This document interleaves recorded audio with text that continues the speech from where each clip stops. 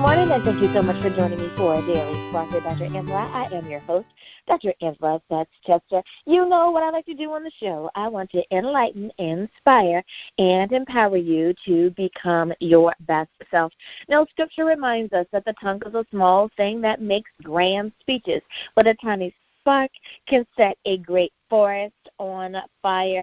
And today, we want to get you fired up about the angels that are around you, about biblical prophecy, about looking towards the future. My guest today is Connie Anderson, and we're talking Decoding the Bible Prophecy of 9/11. Angels are in the clouds surrounding our earth. We are not alone, and they have the power to defend us, protect us, and they are only a prayer away. Now, Connie says that she has answered 10 of the questions that other people have really kind of pressed her about, and she decided that she needed to spend some time and address those concerns. Well, I'm pretty glad that she did. Well, let me tell you a little bit more about Connie. Connie returned to Nebraska she returned to Nebraska, where she is a fifth-generation homesteader, bird watcher, and retired dental hygienist, professional artist, and red hat lady. Connie came seeking to find her grandmother's peace of mind and found contentment in God. Now, you know what I'm about to say to you. Go on, get your coffee, get your tea, because we are about to get started. Good morning, Connie. Thank you so much for being on with me today. Thank you for inviting me here. Yes, I'm so glad that you are. Now, you have moved to, you are fifth generation in our heartland, and I love that. What is it like to understand that your family has been a homesteader and that there's a beauty in growing up in the heartland? Do you look back on it now and have a certain appreciation for that? I had a mother who was a farmer, of course, and she never wanted us to lose our appreciation of the farm. So as children, we came and we Grandma had a brooder house, and we had baby chicks, and we got to stick our tongue, our hand in the calf's mouth to feel what a calf sucking on your hand felt like. So I've been raised with farmers, and I think the joy is that we're pretty good about laughing at ourselves. And if you go down to the coffee shop now, the local farmers are pretty good about telling how not to do it and warning other farmers don't do it the way I did it. So I think part of Grandma's sense of contentment was knowing this too shall change, and she was a very happy person. Yes, it's so interesting that you say that, because I remember having a conversation with one of my cousins, and I said, our grandparents' generation, and my grandmother was born in 1903, I said they had this freshness that we will never experience. There is an organic, holistic sense of how they were able to feed their families and tend to their families, that even though we're doing things organically now and holistically now, the grain of today is not the grain of then. And just the appreciation that I had for her passing on some of those traditions, not only that she created for the family, but what her mother and her grandmother, my 2 times great-grandmother, would have passed on. It is such a beautiful thing. You are so correct. Now, let me ask you about becoming an author. Now, is that something that you thought that you wanted to do at a young age, or did you find yourself becoming an author and wearing a new hat? If my college professor in English found out I wrote a book, he would laugh. No, I can say this is all my son's fault, because he came home from spring break in 2002, and he asked me, what happens after 9/11? Well, Walter is the kid who drowned in our swimming pool before he was 2. He went to school in and the school bus dropped him off in front of the school. And there was a telephone that didn't work, so the kids were playing with the telephone, dialing numbers. And when the principal of the school called me up, she said, "Connie, before you come and see Walter in the office, I want to tell you what happened." She says, "We have this payphone outside that doesn't work," and I already knew what number he would dial. And so I tried not to laugh, but she said he dialed 911. And the lady answered, "What's your name?" "Walter Anderson." And he said, "The school's on fire. What's your problem?" "The school's on fire." So this kid comes home, from college, his freshman year, and he asked me, "What happens after 9/11?" And he went through the door. He didn't even say hi. He didn't say hi, didn't hug me.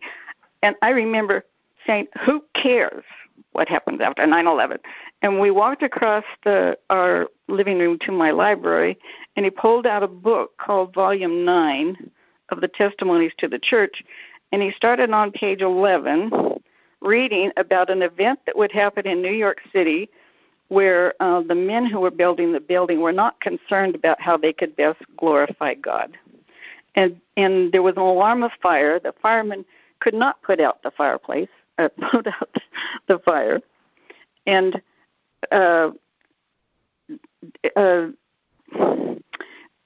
what he was reading caught my mind. I was trying to be a good mom and listen, and I was hearing a certain order of events.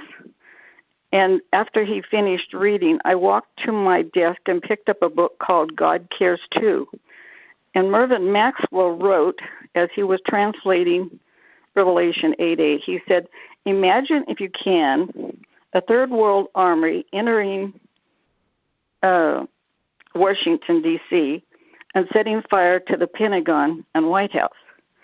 Well, the event in New York City happened at the same time, but they were about 500 miles apart, as you know.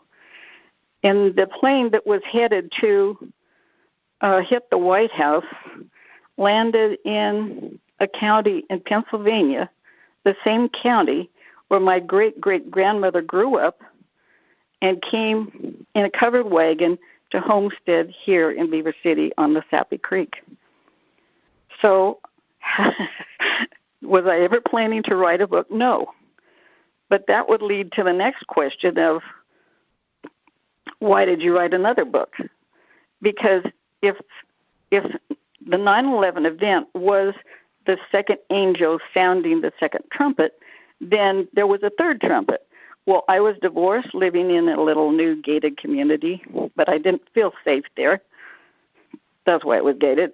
And Walter went back to school, so there was a third trumpet and a fourth trumpet. One of the trumpets says, "Don't get bitter." So I worked on that, not being angry with my husband who ran off with another man's wife. And pretty soon Walter came back from school, and he said, I got accepted into nursing, but there's a physician's assistant class at Union College in Lincoln, Nebraska. Well, I thought, hey, that's good. He's going to be in college in Lincoln, so I'll just move back to Beaver City. So that's how I came around to be a writer. But when I published this book on the Seven Thunders, it was a large book, and Morris Press, which is the cooking press people may be familiar with in Connie, they self-published it for me. And then I got the minister showing up to my house with the elder, and they said, the Seventh-day Adventist Church is going to sue you for writing this book. And I said, no problem. I said, it's just a collection of my research. And as I began to study Bible symbols and realize that the parables of Jesus are all symbols, I began to realize that Jesus had changed the meaning of waters to a sea of humanity. And I was watching a Nebraska football game, and they were all piled up at the 1 yard line, and it was just silence. 90-some thousand people in the crowd, and even the commentators were silent. And then finally, the commentator said, "What a sea of humanity!" So this thing of sailing out on the sea of life. Jesus is the captain of our ship. And even Timothy's mother and grandmother told him, when you go out on the sea of life, don't make shipwreck of your faith. In other words, your whole ship could go down. You could have a shipwreck, but still don't lose your faith. You may lose your possessions and all that. So as they were telling me that I was going to be sued, the minister walked out of the door and he said, I will not defend the seventh commandment. Well, I was trying to change the subject, and so I said, hey, you guys, why don't you say something about the elders in the church who run off, steal another man's wife? But that wasn't going to happen, and so I was teaching Bible symbols in Sabbath school to the children, and I was having them draw pictures of a sea. And then I said, now, if you're going to draw a picture of the country and a nice calm place, what would you draw? Imagine waterfalls or cows or mountains, clouds. But what would you draw if you were going to draw a sea of humanity? And these kids who had no knowledge whatsoever, they started drawing pictures of big buildings because we have more cows than people in Beaver City. But Lincoln has big buildings. So they were drawing big buildings, and this was about 10 years ago or 15 years ago. And then I looked down, and they were drawing people falling out of the buildings. As I read the Bible text, imagine, if you can, a third world army, a great mountain on fire, a kingdom coming on fire, thrown into the sea. They were drawing pictures of 9/11. They were drawing ambulances. They were drawing crosses. And these kids had proven that when you study Bible symbols, you can unravel the parables of Jesus. It has been such an awkward thing for me because Mrs. White prophesied 9/11 in 1906. Mervyn Maxwell, who wrote the book God Cares Too, and Connie said, who cares? Well, God cares too. He died before he ever saw his one-sentence paragraph that he wrote and had to be inspired, for an event. If a third world country was going to attack it, it would be an attack on the White House and Pentagon. Meanwhile, it was also in New York City. So when I began to put these together, I didn't understand that in order for us to understand this parable, 9/11 had to happen, and it meant that in heaven, Jesus has sounded the trumpet, and he has given voices to each of these 7 angels. And of all the shocks, when I got back, the first angel is actually judgment on God's church, the ancient men first. And in Israel, they offered a lamb. They had it on a cardboard, orange crates. I mean, these were,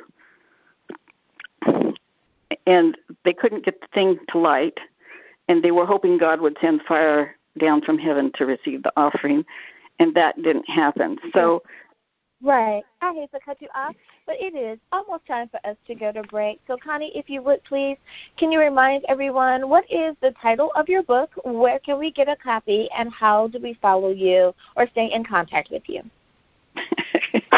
TheRedHorseBook.com.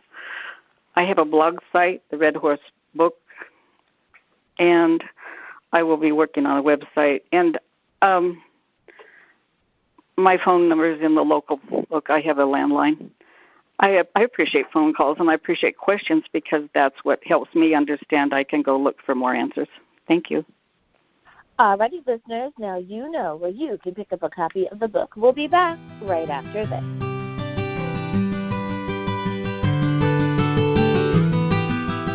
And we are back. Thank you so much for joining me for Daily Spark with Dr. Angela. I am your host, Dr. Angela Butts-Chester.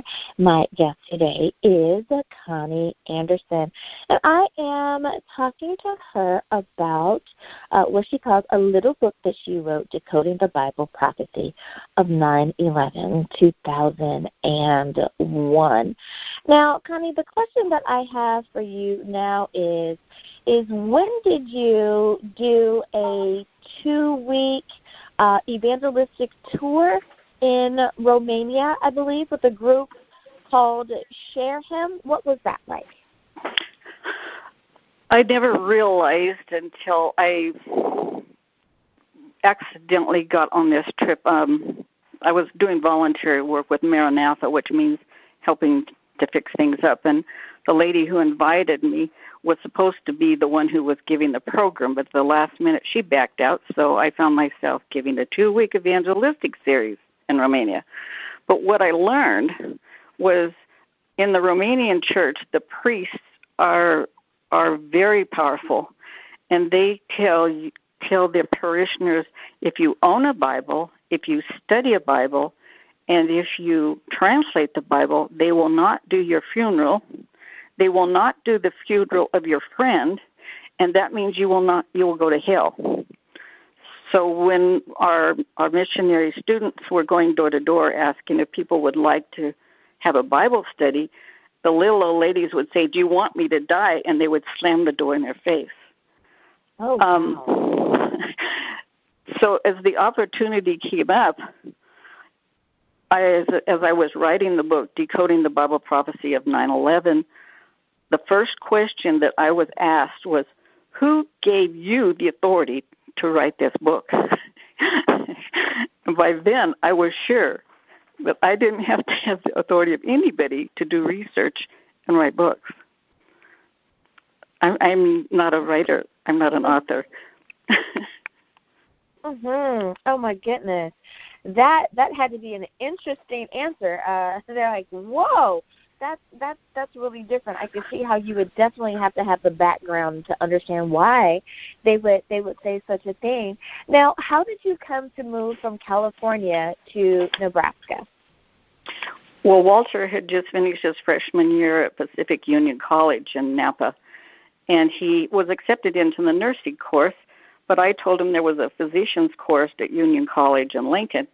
So Walter then would be moving towards Lincoln, and I thought, well, if he's going to be a student there, and he was a student there for 5 years, it was just natural to move back to my mom's hometown, and that's Beaver City. So we loaded up the motorhome and the cat, and we headed into Lincoln for an interview, and we came by the Cornhusker Stadium, and Walter said, wow, that would really be a good place to have a conference and give people 20 minutes to talk about their view of what's happening in our world. So he was all jazzed. I like that. Now, where did the idea come from you to translate the Bible using symbols or numbers? Like, did you find that it's something that you, like, the idea has been collecting over years? Did God give it to you, like, as a vision, as a download? How did you come to that determination? I have 44 books written by Ellen G. White, who is the most translated male or female author in the world. And in her book, she said, use the understood meaning unless there is a word or symbol.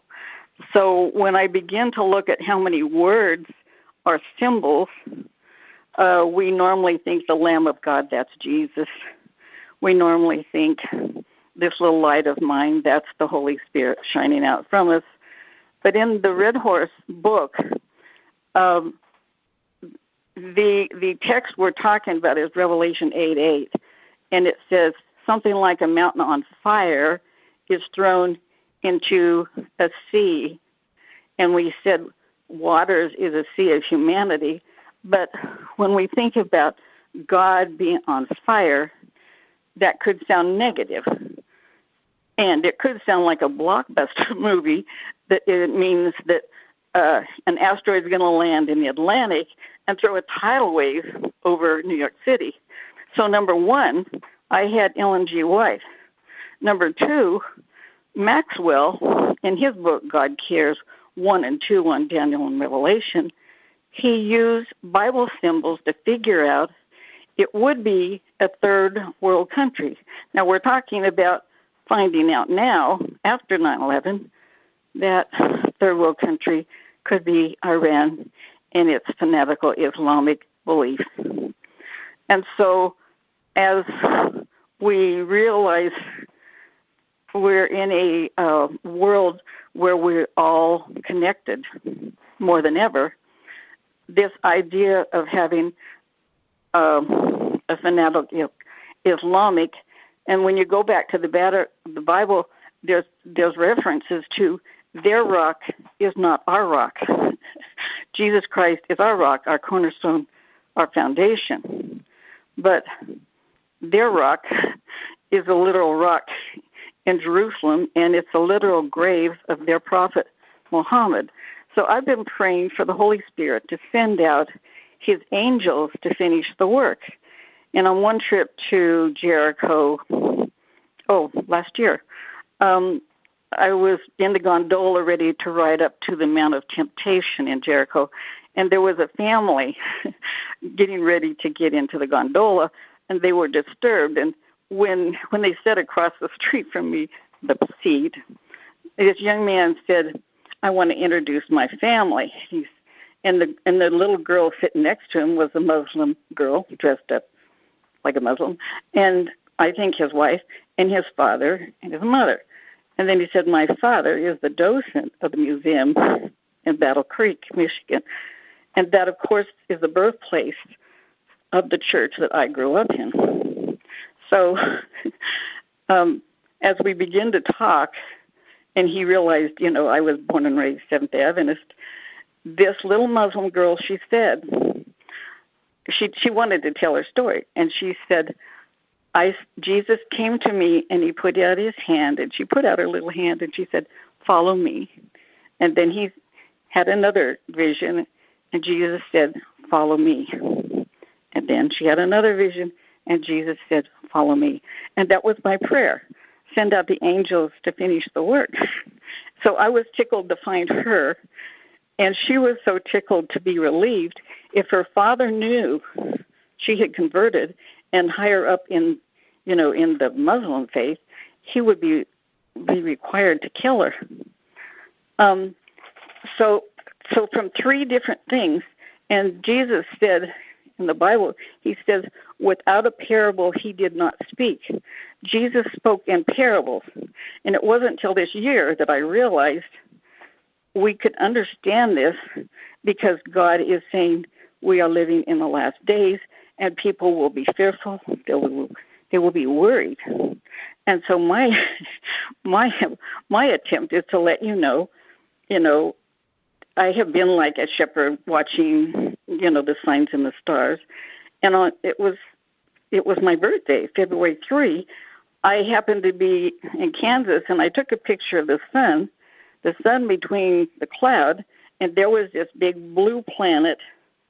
They say is 10 times larger than the sun, and the sun then is, if the moon or Earth were to fly by the sun, it would look like a pea. I did take astronomy in high school, and I do have a love for, not the figures. We never did go outside and look at Orion, but the Orion Nebula is so large it can take 20 Milky Way galaxies sideways through it. Our God is too small. He is in the Orion Nebula, continuing to create sun, moon, stars, and galaxies. And we know, according to Time magazine, we have 8.5 billion planets that could maintain life. And we know that there was war in heaven, and the contest was between Michael the archangel and Lucifer the dark angel. So now that we have created robots, and artificial intelligence, they're trying to make these intelligences so they're invisible and so that they can read our minds. And now they're trying to figure out some commandments that they could make that would show dignity and respect for the Creator. So that is why the prophecy is, what we're looking for now is 2 prophets to go to Jerusalem and to find the 10 Commandments and bring them out of hiding. And that will be the convincing truth that God knew all of this would happen. He put us in this maze, and we are truly in a game of life, and we are truly choosing who will defend us. Right. And it wasn't the Let me about your book. You wrote another book called Bible Prophecy of the Seven Thunders. Can you tell us what happened with the writing there? Do I understand correctly that you were sued after having written that? Well, and that's the part that was so good about being in Romania. I realized, I have the authority to do research on the Bible. And, yes, I was sued. And then you can appreciate this as a counselor. While my husband was cheating on me, I got very unconfident in myself, and I voluntarily took bipolar meds for 16 years. When I came to Nebraska, people were still treating me like I was mentally ill. And so the ladies, my friends in the church, said, go take a competency test. And so when I went to the doctor, Dr. Fish at the Good Samaritan Hospital in Connie, he almost laughed to my face. He says, Connie, you have plenty of competency. He said, you just don't trust yourself. And that is, I mean, I have been so nervous talking to you on this interview. How can I trust myself when the very church who claims to be the remnant church with the gift of prophecy, and I am defending their prophetess, their prophet, and I'm defending literally the prophecy of Jesus Christ. The book of Revelation reveals Jesus Christ. It's the book he wrote, and it's the book where he can stand up as Michael and say, you're saved. All who call upon the name of the Lord shall be saved. Yes, I did get sued, and yes, I did get put in jail. And you could call me a prostitute, they have. And I am, of all the people to recommend Jesus to you, Jesus said to Mary, neither do I condemn thee. Go and sin no more. And she went out and sinned 7 more times. So I can honestly say I'm not worthy to write this book. I do understand. With that being said, it is time for us to go. Could you please remind everyone one more time, what is the title of your book, where can we pick up a copy, and how should we stay in contact with you? TheRedHorseBook.com or TheRedHorseWar.com is available at Amazon. And it's also available digitally if you don't want to leave the house. And I just want to say God bless you, and may you find the joy that I found. And it's such a privilege to let you know you're in good hands. And thank you for having me. Absolutely. And thank you so much for being on and for sharing all of your revelation with us. And we really and truly do appreciate that. We'll be back right after this.